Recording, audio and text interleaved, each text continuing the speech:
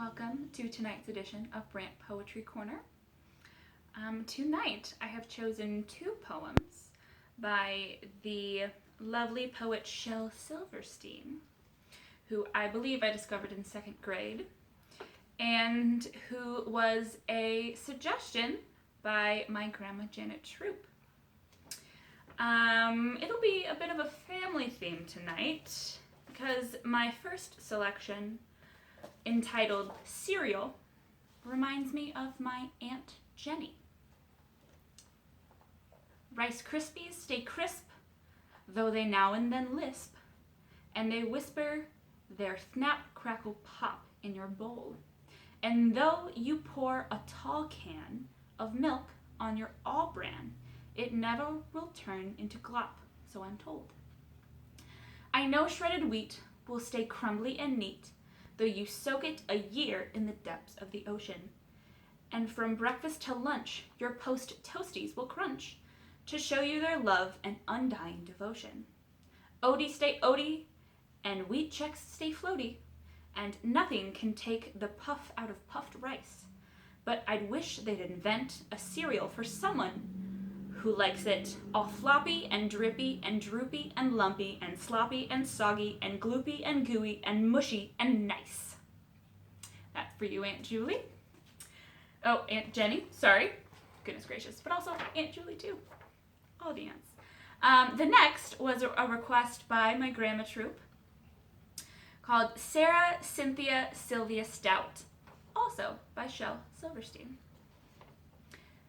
Cynthia Sylvia Stout would not take the garbage out. She'd wash the dishes and scrub the pans, cook the yams and spice the hams. And though her parents would scream and shout, she simply would not take the garbage out. And so it piled up to the ceiling, coffee grounds, potato peelings, brown bananas and rotten peas, chunks of sour cottage cheese. It filled the can, it covered the floor, it cracked the windows and blocked the door, with bacon rinds and chicken bones, droopy ends of ice cream cones, prune pits, peach pits, orange peels, gloopy glumps of cold oatmeal, pizza crust and withered greens, soggy beans and tangerines, crusts of black-burned butter toast, grisly bits of beefy roast. The garbage rolled on down the halls, it raised the roof, it broke the walls. I mean greasy napkins, cookie crumbs, blobs of gooey bubble gum, cellophane from old bologna, rubbery, blubbery macaroni, peanut butter caked and dry, curdled milk and crusts of pie, rotting melons, dried up mustard, eggshells mixed with lemon custard, cold French fries and rancid meat, yellow lumps of cream of wheat. At last the garbage reached so high that finally it touched the sky, and none of her friends would come to play, and all of her neighbors moved away. And finally, Cynthia Stout said, "Okay, I'll take the garbage out." But then, of course, it was too late.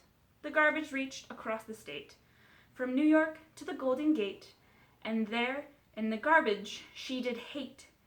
And poor Sarah met an awful fate that I cannot right now relate, because the hour is much too late. But children, remember Sarah Stout and always take the garbage out.